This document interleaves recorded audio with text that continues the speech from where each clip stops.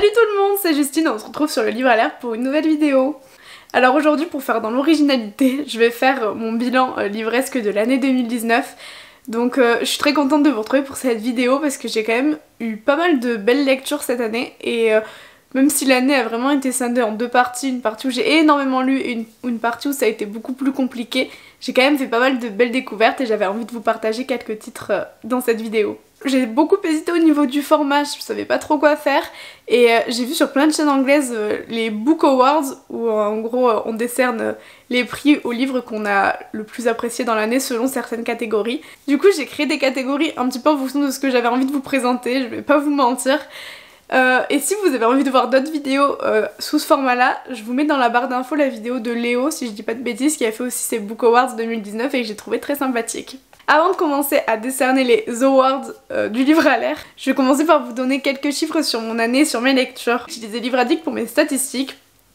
Et alors ça m'a dit que cette année j'avais lu environ 83 livres. Alors, le problème avec ça c'est que comme je suis aussi bibliothécaire, enfin du coup j'étais bibliothécaire pendant 6 mois, des fois je lis des livres et j'oublie de les mettre sur mon livre addict parce que je les lis dans le cadre du travail, les lectures que je fais aux enfants, etc. Ou des fois il y a des livres qui sont pas sur le livre addict et j'ai pas toujours le temps de créer une page, enfin la page pour le livre quoi, et du coup bah j'oublie de les mettre. Donc je pense qu'en soi j'ai dû lire une centaine de livres à peu près cette année, parce que ça comprend aussi évidemment les albums, les BD, les romans, ça comprend tout. En revanche au niveau des romans, je crois que j'ai à peu près essayé de compter et j'arrive autour d'une trentaine de romans. Alors c'est pas énorme non plus. Après en soi ça fait quand même déjà bien 3 romans par mois, mais en sachant que j'ai eu des grosses lectures de cours aussi, que du coup bah, j'ai travaillé, en même temps je faisais mon master et du coup des fois bah, c'était un petit peu compliqué de tout concilier à la fois. Du coup on va dire que j'ai lu environ 30 romans. Alors pour l'année prochaine c'est vrai que j'aimerais bien en lire un petit peu plus si c'est possible et si je trouve le temps. Mais franchement c'est dans mes objectifs d'essayer de lire environ une cinquantaine de romans l'année prochaine. Cette année aussi j'ai eu la chance d'assister à 2 salons littéraires, donc c'était vraiment de superbes expériences. Je suis allée au salon du livre jeunesse de Saint-Orens en janvier 2019 et c'était vraiment un super moment, on a pu rencontrer plein d'auteurs, j'y suis allée avec Gaëtan et c'était vraiment super. Et à la fin de l'année j'ai eu la chance d'aller à Montreuil, alors vraiment j'étais trop contente, ça faisait vraiment des années et des années que je rêvais d'aller à Montreuil et j'ai enfin pu y aller, je vous mettrai peut-être quelques images quelque part sur l'écran. Mais en tout cas c'était une superbe expérience, je suis restée que 2 jours, le mercredi et le jeudi, parce qu'après je devais rentrer sur Toulouse, mais en tout cas c'était vraiment une super expérience et j'étais ravie de rencontrer tous ces auteurs, de faire du coup de belles rencontres, d'assister à plein de spectacles, d'animations et de conférences super intéressantes et vraiment j'ai adoré, j'ai passé un très bon moment. Un autre événement important de mon année 2019 au niveau de la littérature et surtout de Bookstagram et des réseaux, c'est qu'on a fait une rencontre avec les Bookstagrammeurs du Sud-Ouest et c'était vraiment un super moment. Je remercie encore tous ceux qui ont organisé cette rencontre et on avait passé une très belle après-midi où on avait on avait mangé, on avait brunché. J'ai fait du coup un petit tour des librairies toulousaines et c'était une super expérience et un super moment et j'étais contente de pouvoir mettre des visages sur les Bookstagrammeurs avec lesquels j'échange sur Instagram au quotidien. Ensuite cette année j'ai aussi eu la chance de participer à beaucoup de conférences littéraires, beaucoup de journées professionnelles qui m'ont énormément apporté et que j'ai trouvé super enrichissantes. Je pense notamment du coup alors une matinée avec les éditions Flammarion. Alors j'ai peur de dire des bêtises mais je sais qu'il y avait Jowitek, il y avait Barou et je crois qu'il y avait Marie Pavlenko et vraiment c'était un super moment. Je remercie encore les éditions Flammarion pour cette opportunité. Ensuite j'ai aussi eu la chance du coup de faire plusieurs journées professionnelles dans les librairies toulousaines, donc une journée professionnelle avec les éditions du Rouergue, qui est une maison d'édition que j'adore et où ils nous ont présenté leur nouveau catalogue et raconté l'histoire de leur maison d'édition. Et j'ai aussi eu la chance de faire une journée professionnelle à la librairie Tirelire sur Toulouse avec les éditions Sarbacane et là c'était vraiment incroyable parce que je suis une grande fan des éditions Sarbacane et j'étais trop contente de pouvoir découvrir du coup la collection d'albums et ensuite Thibaut Bérard qui nous a présenté la collection Exprime et la collection Pépix et vraiment c'était un super moment.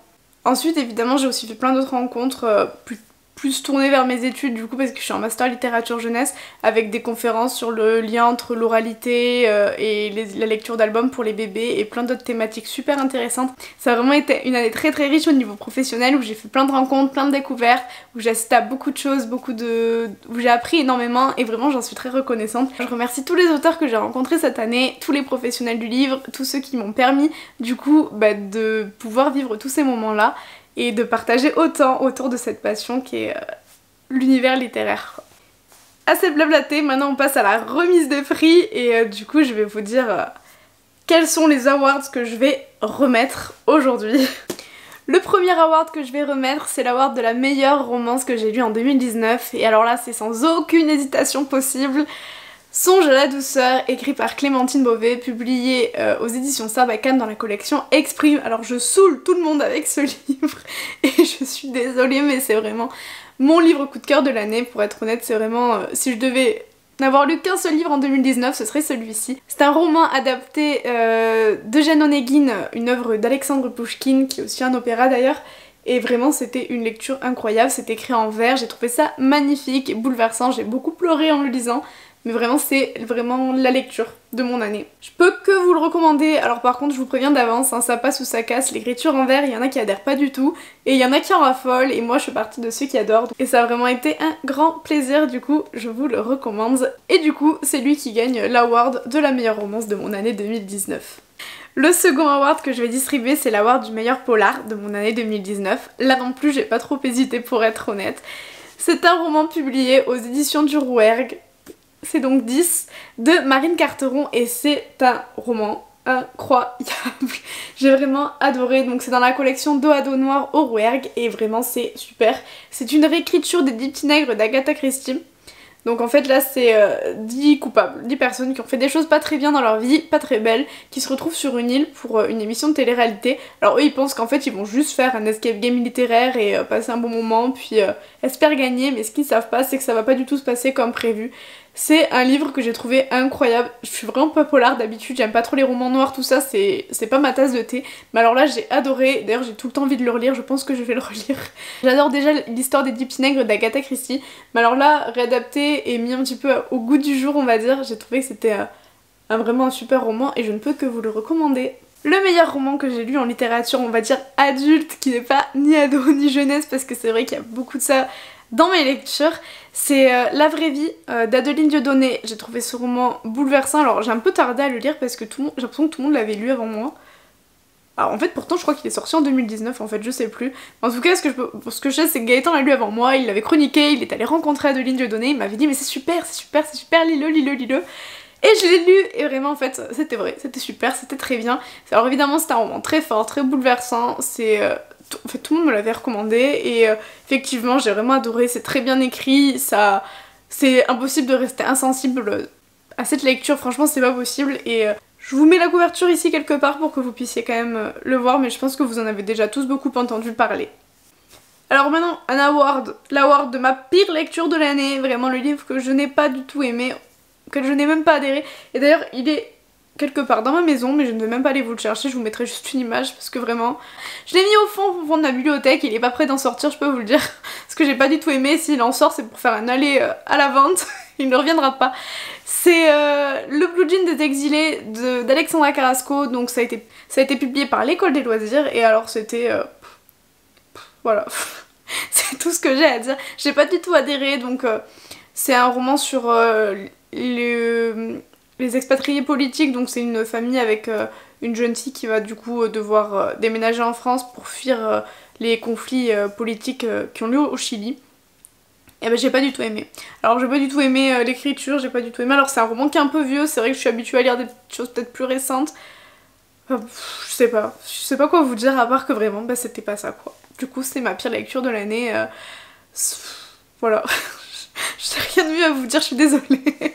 Alors maintenant on va passer à mes mentions spéciales, donc mes awards un petit peu spéciaux en roman parce que je voulais absolument vous les présenter quand même brièvement, mais parce que je voulais absolument qu'ils le fassent dans cette vidéo. Donc il y a mon roman préféré de l'été, donc ma mention spéciale plage, transat et été, et c'est encore, alors là vraiment sans aucune hésitation, un de mes romans préférés de l'année.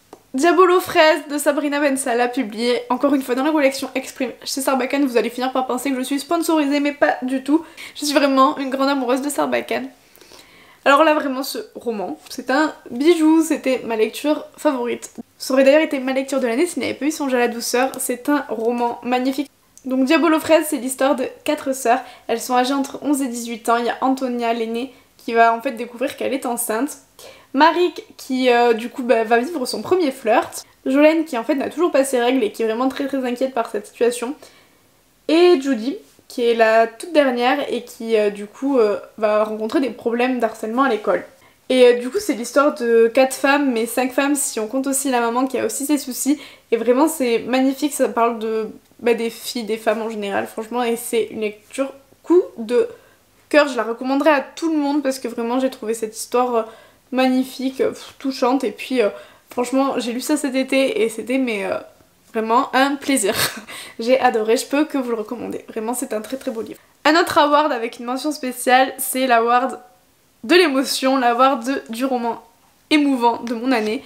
Il s'agit de Boom de Julien Dufresne-Lamy, publié dans la collection D'une seule voix, une collection éditée par Axe Sud. Alors je n'avais encore jamais lu de livre de cette collection et ça a été vraiment une superbe découverte. C'est l'histoire d'Étienne et Timothée qui sont 2 meilleurs copains. Ils se sont rencontrés en allant voir leur mère en cours de danse et depuis c'est l'amour fou, l'amitié folle quoi. Ils sont inséparables, ils se voient vraiment, ils font tout ensemble, enfin vraiment les meilleurs amis du monde quoi. Donc en fait Timothée il va perdre la vie dans un attentat qui va se dérouler à Londres pendant leur voyage scolaire. Et du coup là on a le point de vue d'Étienne qui fait face au drame et qui essaye de vivre du coup dans l'après, qui nous évoque la perte de son meilleur ami et du coup qui évoque aussi les attentats, le terrorisme. C'est un roman que j'ai trouvé magnifique qui se lit genre d'une traite, je l'ai dévoré, je l'ai lu vraiment d'un coup, j'étais incapable de m'arrêter, j'ai trouvé que c'était vraiment très bien écrit, que c'était vraiment très très fort et bouleversant. Du coup c'est vraiment à ce roman que je désigne l'award émotion de mon année 2019. Donc là c'est l'award du meilleur roman pour enfants que j'ai lu cette année. Alors j'en ai lu beaucoup et vraiment j'ai fait plein de belles découvertes, notamment les éditions Poulpe Fiction, Poulpe Édition, qui font de très très bons romans pour enfants que je peux que recommander. J'en ai lu plein et j'ai adoré. Après évidemment chez Rajo aussi il y a des titres que j'adore. Mais mon coup de cœur, ma mention roman, mais mon coup de cœur en roman enfant cette année, c'est sans aucun doute quand même La révolte des animaux moches, écrit par Colline Pierret, publié aux éditions du Rouergue. La révolte des animaux moches, c'est l'histoire d'un groupe d'animaux. Alors déjà il faut remettre un peu le contexte. Donc la révolution 2018 est passée, maintenant les animaux et les humains ils sont tous sur le même pied d'égalité. Donc du coup ils sont tous sur le même pied d'égalité, sauf qu'il y a encore des problèmes dans cette société.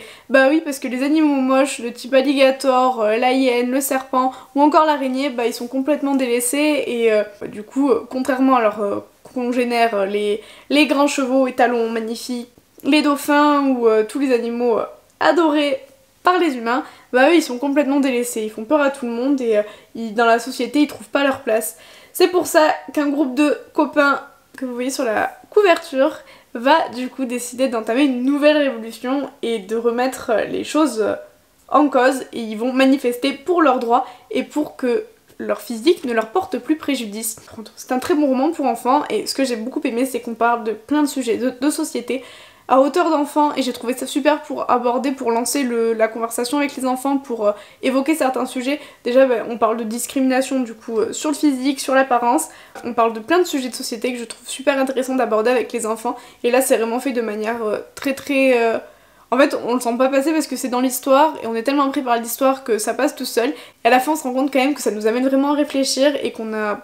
Et en plus de ça on a passé un très bon moment de lecture, donc je peux vraiment que vous le recommander, c'est un super bon roman pour enfants. À présent c'est l'award de la meilleure première lecture pour enfants de l'année 2019. Alors là ça a été difficile de choisir parce que je dois vous dire que j'ai découvert plein de séries de première lecture qui sont sorties cette année et que j'ai trouvé vraiment incroyables. Je vous mets la couverture ici de Mortina qui aurait pu aussi mériter cet award mais qui ne l'a pas eu parce que j'ai quand même eu un gros coup de cœur pour un autre livre, et je vous mets aussi Ours et Lapin qui est aussi une super série de première lecture, premier roman pour enfants qui sont vraiment super pour donner envie aux enfants de lire et qui sont magnifiques. Mais celui qui reçoit l'award, en vrai j'ai pas trop hésité parce que là ça a été un coup de cœur incroyable.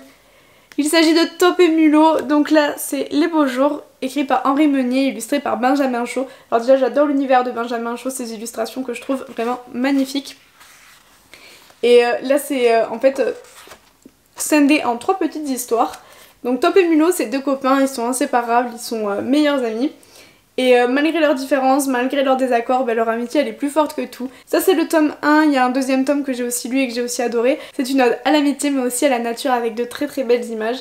Et c'est vraiment magnifique, c'est accessible dès 5 ans. Ça a été publié aux éditions Helium et vraiment c'est un coup de cœur pour moi. J'ai trouvé ça plein de poésie, vraiment j'ai trouvé ça adorable et en fait je m'en lasse pas d'ailleurs. Franchement je suis vraiment fan et j'attends la troisième saison avec impatience. En ce qui concerne le meilleur album de mon année 2019, ça a pas été facile parce que franchement j'en ai lu énormément parce que du coup je travaille en jeunesse et je suis étudiante en littérature jeunesse.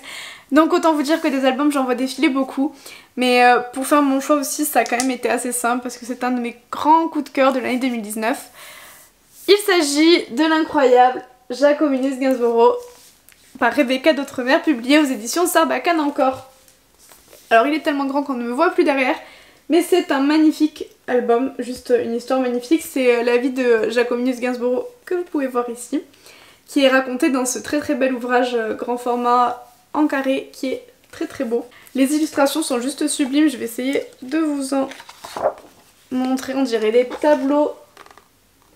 C'est si beau qu'on dirait réellement des tableaux, alors je vous l'ai déjà montré dans une autre vidéo. Je me lasserai jamais de cet album, je le trouve vraiment sublime. C'est une très très belle histoire sur la vie, sur ce personnage qui est hyper attachant, cet univers qui est vraiment magnifique et pareil auquel on s'attache beaucoup. Donc j'ai eu un Noël midi pile que j'ai pas encore lu, j'ai trop hâte de le découvrir. En plus il est fait en découpe, il est magnifique, je pense que vous en avez entendu parler et on retrouve cet univers là avec ces animaux que j'adore. J'adore le travail de Rebecca d'Outremer mais il faut savoir que je préfère réellement ces dessins d'animaux qui fera appel du coup Béatrix Potter, etc. à d'autres de ses ouvrages que je trouve quand même magnifiques.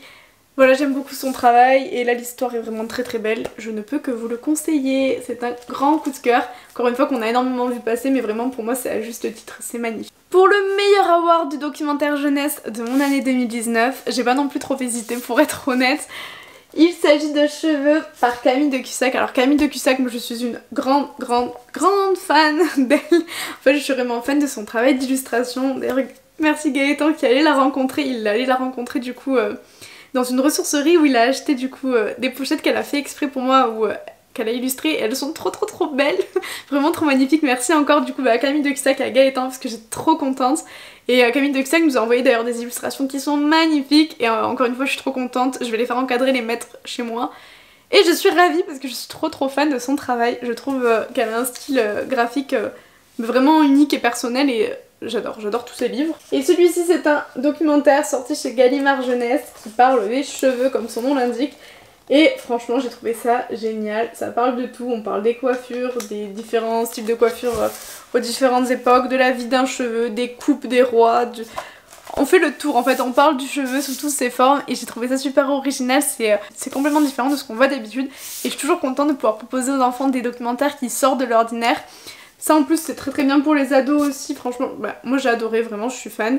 C'est un très bel ouvrage et je ne peux que vous le recommander, c'est mon coup de cœur documentaire jeunesse de l'année.